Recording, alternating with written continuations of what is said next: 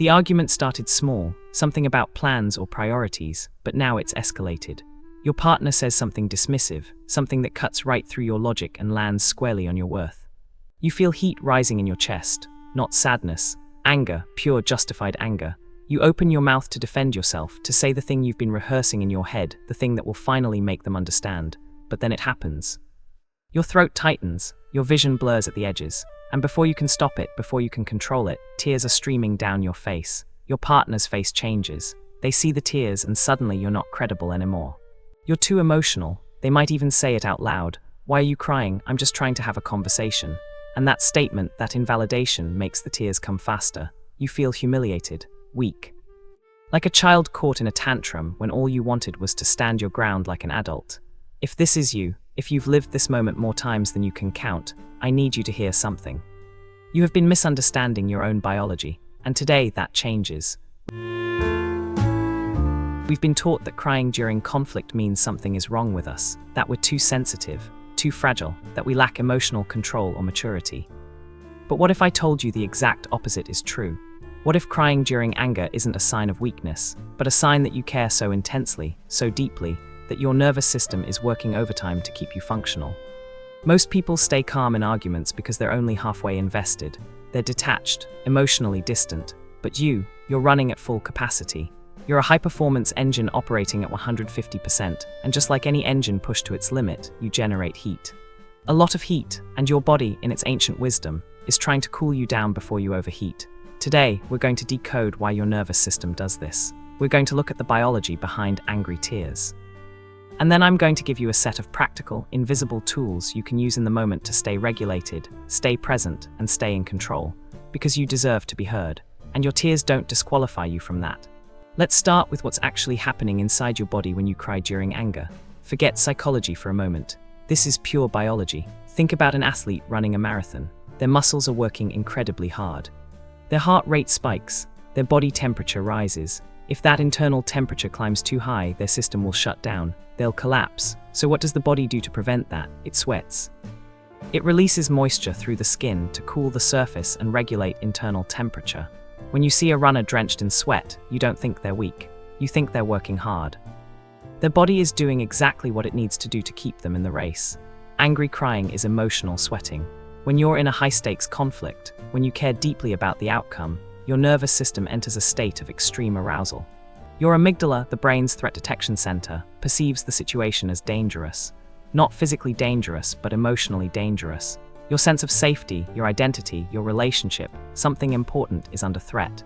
So your sympathetic nervous system kicks in. This is your fight or flight response. Your heart rate increases, your muscles tense, adrenaline and cortisol flood your bloodstream. You're prepared to defend yourself, but here's the problem. You're not just angry, you're also deeply invested. You care about this person. You care about being understood. You care about the relationship. And that combination of high arousal and high emotional investment creates an enormous amount of internal heat. Your brain monitors this. It's constantly scanning your internal state, checking if you're approaching dangerous levels of stress. And when it detects that you're nearing a threshold, when it senses that you're about to tip into dysregulation, it makes a decision. It activates the parasympathetic nervous system. This is your rest and digest system, the counterbalance to fight or flight. It releases acetylcholine, a neurotransmitter that slows your heart rate, relaxes your muscles, and brings your arousal level back down. It's a biological brake system, and one of the most visible side effects of this parasympathetic activation is lacrimation. Tears. Your body isn't crying because you're sad. It's crying because it's trying to prevent you from overheating. It's trying to keep you safe. It's trying to regulate you back into a state where you can still think, still speak, still function. So the next time those tears come in the middle of an argument, I want you to reframe the shame. Tell yourself, I'm not breaking down, I'm just emotionally sweating. My body is working hard to keep me in this conversation. This is my nervous system doing its job. How to manage angry crying. Now, understanding the biology is powerful. It removes the shame. But you still need practical tools to manage the moment. Because even if you know your tears are biological, the person across from you might not. And you still need to communicate. You still need to advocate for yourself. So let me give you a 3-tier system. These are strategies you can use before, during, and after the tears come. Number 1, the prevention tier. This is what you do before the conversation even starts. If you know a difficult conversation is coming, if you know you tend to cry when things get heated, Pre-regulate your nervous system. 20 minutes before the conversation, do something that brings your baseline arousal down. Take a cold shower. The temperature shock activates your vagus nerve, which is the main highway of your parasympathetic system. Go for a walk outside. Movement discharges built-up tension and bilateral stimulation. Left foot, right foot is naturally calming. Do box breathing. Inhale for 4 counts, hold for 4, exhale for 4, hold for 4. Repeat for 5 minutes. This signals to your brain that you're safe, that there's no emergency. You're not trying to suppress your emotions. You're trying to start from a regulated place so that when the heat comes, you have more capacity before you hit your threshold. Number 2, the real-time tear. This is what you do when you feel the tears starting. You're in the conversation, you feel your throat tightening, your eyes are starting to burn. Here's what you do. Anchor your body, press your feet firmly into the ground. Feel the contact between your soles and the floor. This grounds you in the present moment and activates proprioception, your body's sense of itself in space. Proprioception is deeply calming to the nervous system. It tells your brain, I'm here, I'm solid, I'm not in freefall. Engage your core muscles slightly. Not a clench, just a gentle activation. This sends a signal to your brain that you're in control of your body, which helps counteract the sense of helplessness that often accompanies tears. And here's the most important one. Externalize the tears if they come. Don't apologize for them, don't try to hide them. Simply name them. Say out loud, I'm crying because I care about this conversation, not because I'm sad. I need a moment, but I'm staying in this.